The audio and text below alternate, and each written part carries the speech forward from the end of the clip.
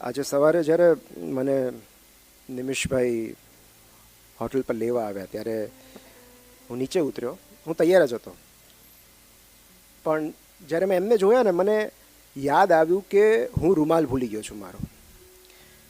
અને મને એવો ખ્યાલ આવ્યો કે જે વિષય પર મારે બોલવાનું છે એમાં મારે રૂમાલ જોશે.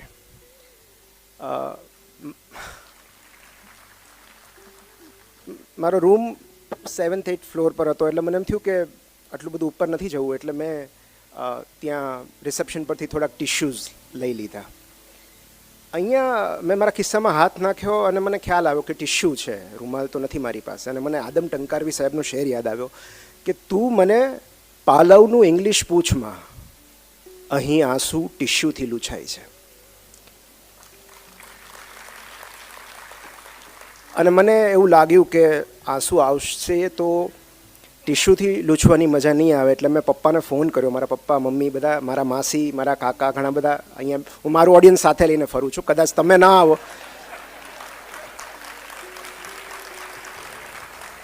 મને નિમિષભાઈ એવું કીધું કે ઓવરવેલ્મિંગ રિસ્પોન્સ છે, એટલે બીજા 10 જણને મેં ના પાડી.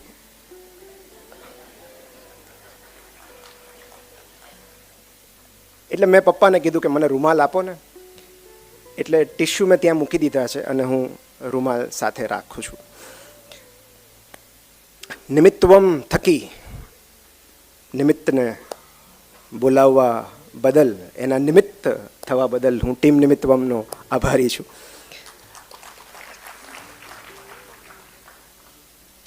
કિસ્સા ગૌતમી કરીને એક મહિલા હતા.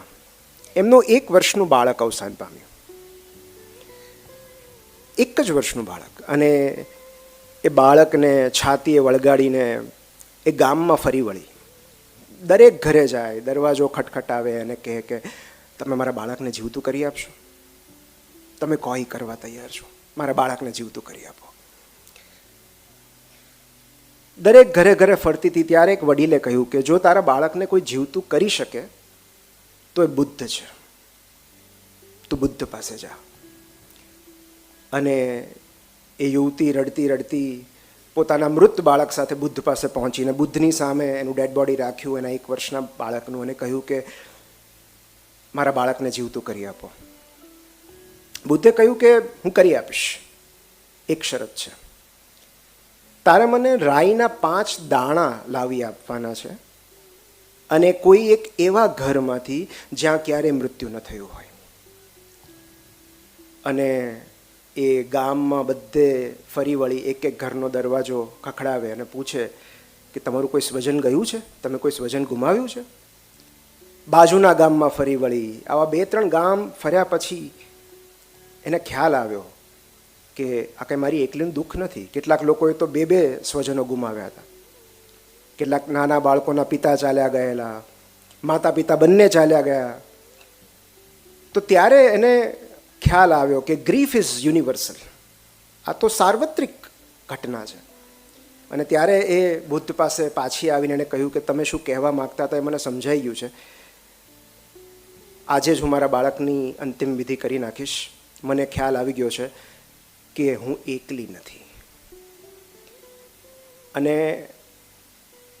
આપણને પીડા જ જોડે છે, કારણ કે 2 મનુષ્યને એકબીજા સાથે જોડી રાખતું સૌથી ટકાઉ અને ભરોસાપાત્ર એડહેઝિવ કોઈ હોય તો એ દુઃખ છે. એક વાર્તાથી શરૂઆત કરીએ. એક શાંત જળના તળિયે કેટલાક જંતુઓ રહેતા હતા, વોટર બગ્સ. અને એમાંના કેટલાક જંતુઓને પાણીની બહારની સૃષ્ટિ જોવાની ઈચ્છા થઈ કે પાણીની બહાર કેવી દુનિયા હશે. તો એમાંથી એક પછી એક જંતુ એ જે વનસ્પતિની દાંડી હોય એ પકડીને એના પર ચડીને પાણીની સપાટી પર પહોંચે બહારની દુનિયા જોવા માટે, પણ પાછું ન આવે.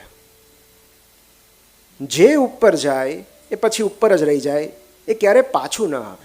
એટલે નીચે જે જંતુ હતા એમને નવાઈ લાગી, કે આશ્ચર્ય થયું કે આવું કેમ, કે એવું તો શું થાય છે ઉપર કે જે ઉપર જાય છે ક્યારે નીચે પાછું આવતું જ નથી. ઉપરની દુનિયા કેવી છે, ત્યાં શું છે એ કહેવા પણ નથી આવતું. એ લોકો ત્યાં શું કરે છે આપણને કેમ માહિતી નથી મળતી, કેમ એ લોકોનો કોઈ પત્તો નથી? ત્યારે એક જંતુએ જવાબદારી સ્વીકારી કે હું ઉપર જઈશ, હું પાણીની સપાટી પર જઈશ, આ લોકો બધા ક્યાં છે, શું કરે છે એની માહિતી મેળવીશ, બહારની દુનિયા કેવી છે એ જોઈશ અને તમને એની જાણકારી આપવા હું પાછી આવીશ. હું વચન આપું છું કે હું એ લોકોની જેમ તમને દગો નહીં આપું, હું આવીશ પાછી તમને કહેવા માટે. અને એ જંતુ ધીરે ધીરે ધીરે વનસ્પતિની દાંડી પકડીને પાણીની સપાટી પર જાય છે. અને જેવું એ સપાટી પર પહોંચે છે, અચાનક એનામાં પરિવર્તન આવવા લાગે છે. એને પાંખો ફૂટવા લાગે છે, એ ઉડવા લાગે છે. જોત જોતામાં એ વોટર બગમાંથી ડ્રેગન ફ્લાય બની જાય છે. પછી તો એ ખૂબ ઉડે છે અને ત્યાંની સૃષ્ટિ જુએ છે કે હો, અહીંયા તો સૂરજ ઉગે છે, અહીંયા તો વૃક્ષ છે, અહીંયા તો કમળ ખીલે છે, અહીંયા તો બાળકો રમે છે. કેટલી સુંદર દુનિયા છે. પાણીની બહાર પણ આવી સુંદર સૃષ્ટિ છે એ જોઈને એને બહુ આનંદ થાય છે. પછી એને પોતાના સાથીઓ યાદ આવે છે. મેં વચન આપ્યું છે મારા સાથીઓને, તો આટલું સુંદર જગત છે અહીંયા, આ દુનિયા આટલી સરસ છે, એ વાત કહેવા મારે પાછું તો જવું જ પડશે. મારા સાથીઓ મારી રાહ જોતા હશે. અને એવું વિચારીને એ પાણીની અંદર જવા જાય છે ત્યારે એને ખ્યાલ આવે છે કે હવે એ વોટર બેગ નથી, હવે એ ડ્રેગન ફ્લાય છે. એને પાંખો ફૂટી છે, એનું સ્વરૂપ બદલાયું છે, એટલે એ ઉડી શકે છે, પણ હવે પાણીની અંદર જઈ શકતું નથી. એ બહુ પ્રયત્નો કરે છે પાણીની અંદર જવાના, પણ હવે સ્વરૂપ બદલાયું છે એટલે પાણીની અંદર જવું એના માટે શક્ય નથી. ત્યારે તળિયે રાહ જોતા સાથીઓ વિશે વિચારીને એ સ્વગત બોલે છે કે મેં તમને તરછોડી નથી દીધા, બસ મારું સ્વરૂપ બદલાયું છે.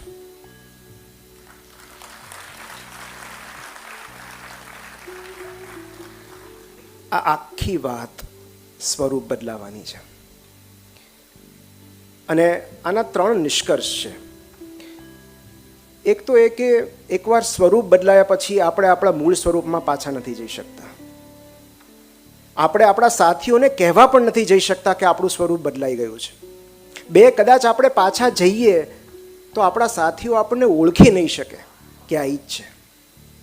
અને 3, એમને ક્યારેય જાણ નહીં થાય કે આપણે કયા સ્વરૂપમાં છીએ. લેટિન ભાષામાં એક સુંદર ફ્રેઝ છે, ઉબીસન્ટ, UBISUNT. એનો અર્થ થાય વેર આર ધે. આપણી પહેલા જે હતા એ હવે ક્યાં છે? મારા દાદા, દાદી, નાની, તમારા જે સ્વજનો, પાયલબેન ક્યાં છે? તો બસ જો આ ક્યાં છે એનો જવાબ મળી જાય તો કદાચ આ ખોટથી ખુમારી સુધીની યાત્રા સરળ બની જાય. મહારાજે બહુ તમને વાર્તાઓ કહેવી છે, ઘટનાઓ કહેવી છે, પ્રસંગો કહેવા છે, કારણ કે વિષય થોડો નાજુક છે. 2 એવી ઘટના છે જે વ્યક્તિગત જીવનમાં બનેલી છે અને એમણે લખેલી છે.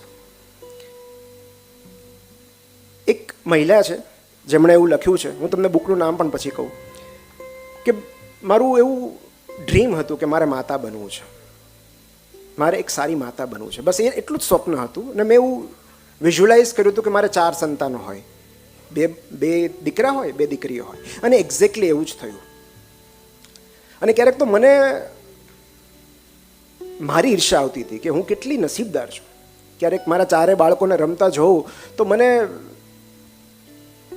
એવું થાય કે શું હું આ સપનું જોઈ રહી છું? પણ મને એક ભય હતો કે આ 4માંથી કોઈને કંઈ થઈ જશે તો. અને એક્ઝેક્ટલી એવું જ થયું. મારા સૌથી મોટા દીકરાનું 14 વર્ષની વયે અવસાન થયું અકસ્માતમાં. એક કારે ટક્કર મારી એન્ડ હી ડાઈડ. પછીનું 1 વર્ષ મારા માટે બહુ જ કપરો સમય હતો. હું બહાર ન નીકળી ક્યાંય અને લોકોને મળવાનું ટાળ્યું. 1 વર્ષ પછી મારી દીકરીએ મને કહ્યું કે ચાલ ને આપણે ફિશિંગ માટે જઈએ. ફિશિંગ અમારી ફેવરિટ હોબી હતી. તો પહેલી વાર અમે ફિશિંગ માટે નીકળ્યા અને મને એવું લાગ્યું કે જીવન પાછું નોર્મલ થઈ રહ્યું છે. એ સુંદર સવાર હતી. અમે પાર્કમાં ચાલી રહ્યા હતા, અમે ક્રીક તરફ જઈ રહ્યા હતા. એમણે બહુ સુંદર વર્ણન કર્યું છે.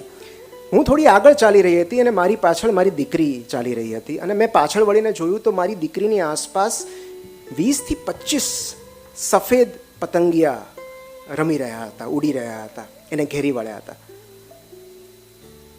અને ત્યારે મને એવો વિચાર આવ્યો કે મારો દીકરો જો અહીંયા ક્યાંય હોય ને, જોશ એનું નામ, તો નક્કી એનો ફેવરિટ કલર યલો હતો, તો મને પીળું પતંગિયું પણ દેખાવું જોઈએ. અને એણે કીધું કે જોશ તો અહીંયા ક્યાંય હોય તો પીળું પતંગિયું મોકલાવો. પછી થોડી વાર ઊભા રહ્યા અને એની દીકરીને આવવા દીધી. એને દીકરીને કીધું કે જો મેં એવું કીધું છે જોશને કે પીળું પતંગિયું દેખાય ને તેનો અર્થ એમ કે જોશ આપણી સાથે છે. એટલે પેલી દીકરીએ કહ્યું કે તને કેમ ખબર પડે કે આ છે? તો કે મેં એને કહ્યું છે કે જો એ હશે તો મોકલાવશે. અને થોડા જ સમય પછી આઉટ ઓફ નોવેર એક મોટું પીળું પતંગિયું એનાથી 3 ઇંચ દૂર એના ચહેરા સામેથી પસાર થયું. અને એમણે લખ્યું છે કે આ બધું આંખના પલકારામાં બની ગયું. અમે બંને જોયું અને થોડી જ વારમાં એ પતંગિયું ક્યાંક ગાયબ થઈ ગયું. પણ પછી એને જોવાની જરૂર ન રહી, કારણ કે મને મારો જવાબ મળી ગયેલો. અને પછી મેં મનોમન કહ્યું, જોશ, ચાલ આપણે ફિશિંગ માટે જઈએ. આ એક વાર્તા.